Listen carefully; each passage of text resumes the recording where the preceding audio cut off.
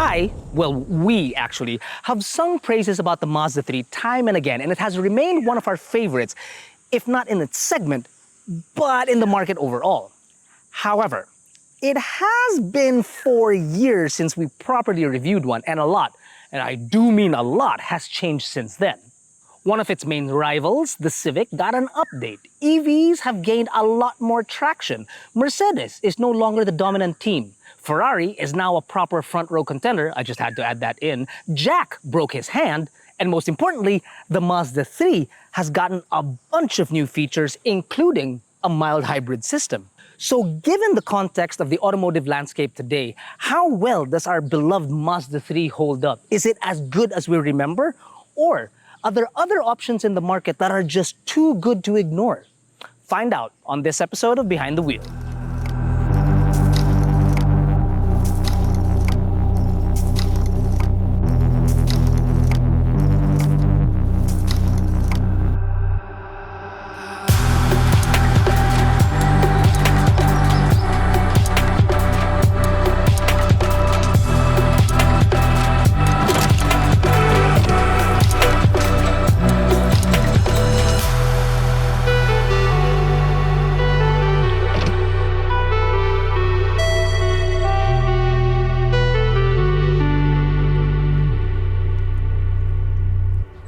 Now, we did say that the Mazda 3 Fastback received a lot of updates, and with that, an update in price as well. 4 years ago, it was a smidge over 1,500,000 Philippine pesos. Today, if you check the Autodeal app, which by the way is available not just on Android but on iOS as well, that the Mazda 3 Fastback now starts at 1,510,000 Philippine pesos and then tops out at 1,790,000 Philippine pesos for this mild hybrid system. Now, I do realize that that is a big jump in price, but like I mentioned, there's a lot of updates, including the mild hybrid system and a lot of tech too, which we'll definitely get to a little bit later when we go out on a drive, so stick around for that. There isn't much direct competition for this hatch, per se. So let's look at the cars adjacent to this to see where it's at. Looking at the prices of the Civic and Altis, it does sit above them all, but the price gap isn't so drastic. And to throw a little spice into the mix, the MG4 Lux variant, a full EV, still is a bit more affordable than this 3. Now, with its price done and dusted for the meantime, when you take a look at the exterior of the car, it is still as striking as ever. It's got gorgeous headlamps, gorgeous taillights, the lines on the car. It's absolutely stunning. This car was first introduced 5 years ago and still it looks good looking as it is today. It really is a timeless beauty. It's the only car that I know that when you look at it, you want to immediately get into it and hunker down and just drive it. But at the same time, it's so good looking that I want to pick it up and put it in my pocket. I know that's impossible, but still, that's how I feel about this car. I do, however, have a gripe or two.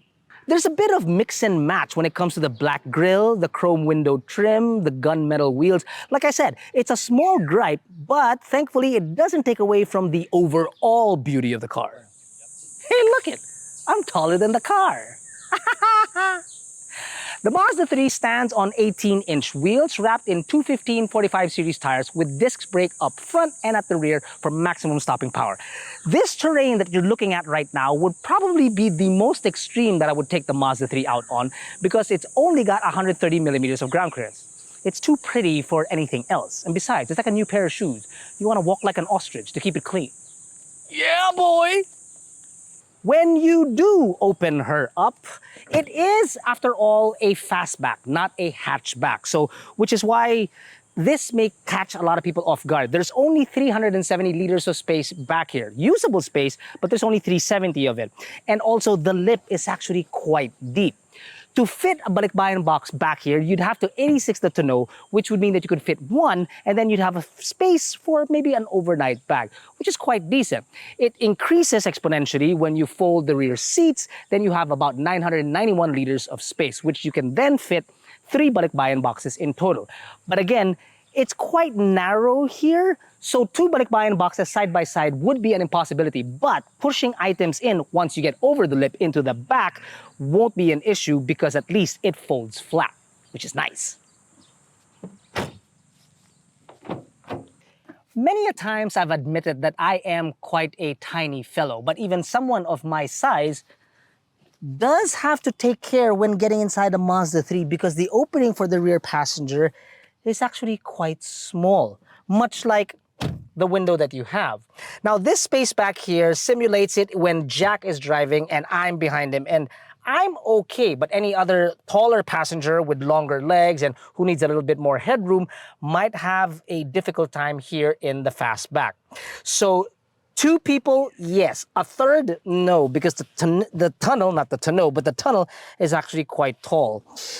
There is a center armrest with two cup holders, and it's actually quite large. The leather is actually quite good. It's a Mazda, of course. But you're a little shy on amenities, so to speak. You do have two air vents, speakers by the door, yes, but there are no charging points back here, considering that this is already technically the new one from 5 years ago. I was kind of hoping for something a little bit more. But I gotta tell you, if the driver were, let's say, for example, Earl, who likes to get down and dirty and racy every once in a while, even as a rear passenger, because you've got a good amount of bolstering here, you'll be snug as a pug. The rear seats aren't uncomfortable by any means. It's just a bit cramped. So in a Mazda 3, the place that you really want to be is here. And boy, do you want to be here, because it is just such a great driving position. It's like you never want to leave. The steering wheel can be adjusted because it's telescopic, no problems there. The seats are electronic, plus there's driver memory functions too, seat memory functions. So if you wanted to share it with a family member or another person, no issues there. And then the seat material and the total cabin material of this car is just wow. When you're comparing it to one of its contemporaries, say the Civic, which has a pretty good interior too, but here, you know, it's just a step above, you know, it's a step better. And there's an indicator as to why this is a step better. It's because this entire car was... That's right. The infotainment has been updated, but it's still controlled by the commander knob found here in the center. And much like we said 4 years ago with the previous Mazda 3, it really has a really good feel, touch to it, and a feedback, and a sound too. Here, check this out.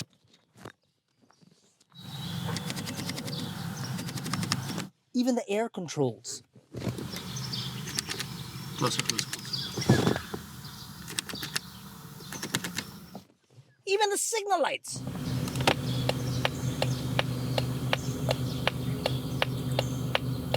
Wait, where were we? Infotainment, yes. The infotainment has got wireless Apple CarPlay and Android Auto, and is also still, I would have to say, the sound system in here is most definitely, if not the best, then one of the best in its class. I don't want to have to keep bringing it up, but the Civic has a pretty good sound system too. In here though, however, it's just like, it feels like the way that the cabin is designed and structured lends itself really to a better listening experience. And it's true. Everything in here, oddly enough, just makes sense. There's no capacitive buttons. There's no digging into the infotainment system for important car-related stuff. Everything's laid out properly, easy to get to, and easy to live with. There are cars out there that have improved their interior by X amount, but really, I said it before and I'll say it again, it's just a step above this particular interior.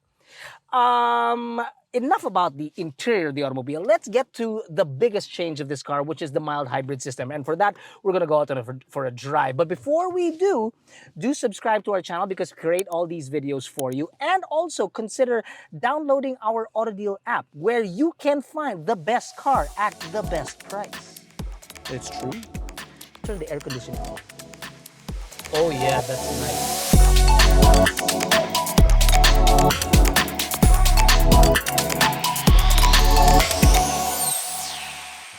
Up front is a 2-liter naturally aspirated gasoline engine with 4 cylinders that produces 163 horses and 213 newton meters of torque, aided of course by an electric motor.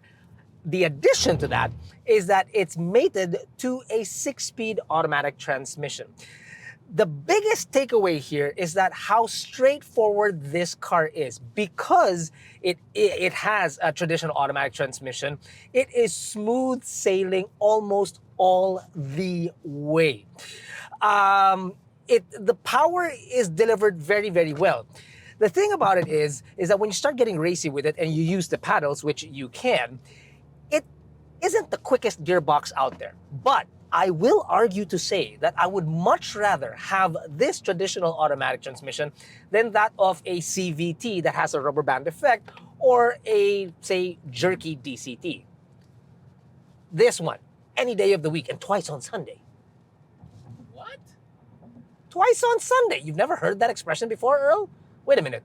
If you're in the back, who's up front? He's back!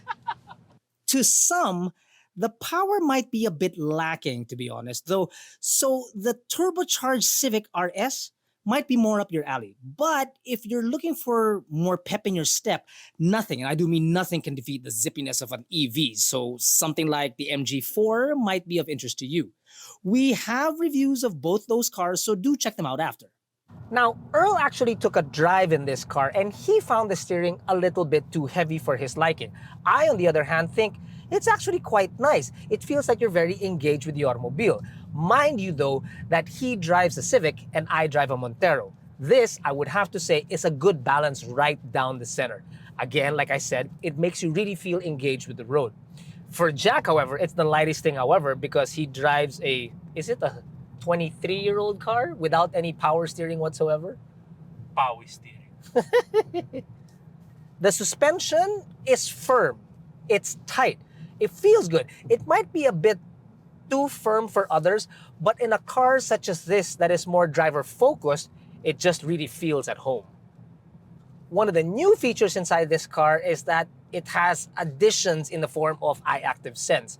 Now, it had its sensors in the past, yes, but now it has adaptive cruise. It's kind of weird though, because it has adaptive cruise, which only works on the highway, so it doesn't actually have low speed follow.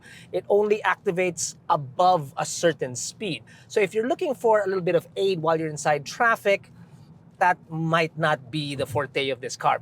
Now, the biggest change, obviously, on paper, will be the mild hybrid system. But you don't necessarily feel it because, again, it is a mild hybrid. You have an electric motor that pushes out X amount of newton meters of torque. But it is not enough to propel the car from a standstill. So it can't run it completely on just electric power. The hybrid system kicks in when you're driving. So it will help you, obviously, when it comes to fuel consumption. The fuel consumption part is where we thought there would be a much larger jump compared to the non-hybrid. There is a jump, but it's just not as big. For instance, on the highway, we were able to get 22 kilometers per liter, which is only a kilometer more than the non-hybrid variant. In the city, it's a little bit bigger than that on the highway because the non-hybrid will get about 7 kilometers per liter. Obviously, that's heavy traffic, whereas this hybrid will do about 8.5 kilometers per liter. I must add that your results obviously may vary. It will vary because of driving conditions, driver preferences, and where exactly it is that you're driving the car on. Whether it's the highway, the city, depends the speed inside, whatever. This is according to our tests. I implore you to try the AutoDeal app, and perhaps you yourself can get a test drive and see what it is that you can get inside a Mazda 3 hybrid. And then let us know in the comments below. A mild hybrid system also means that the start-stop function of this car is much better. It's not as intrusive. It's a heck of a lot smoother, I gotta admit. And this is coming from a person that's a fan of not actually using it. But then again, you know, when I'm sitting inside this car, the last thing I'm ever going to think about is the start-stop function because I don't want this car to ever stop while I'm driving it. And the last thing I'm ever going to think about is also my fuel consumption. Because inside this car, the way that Mazda designed their 3 is that the driving dynamics is, You just want to sit and keep driving and driving and driving. And it's not just spirited driving. Even when you've got to do your mundane daily drives inside the city to and from work when you're stuck in traffic, it's just a pleasure to drive. It really is.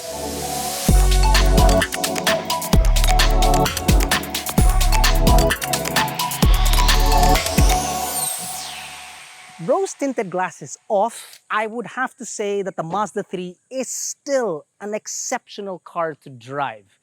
The updates that they provided is welcome, although I have to admit it's not exactly groundbreaking, but it does well to keep the car up to 2024 standards. The passenger and cargo compartments, not so great. I say that because there are other cars out there, other options that excel in really just that. But if you are looking for a refined driving experience, the Mazda 3 most definitely delivers that and a step above everybody else. If you like driving as much as I do, man, you're gonna love this car.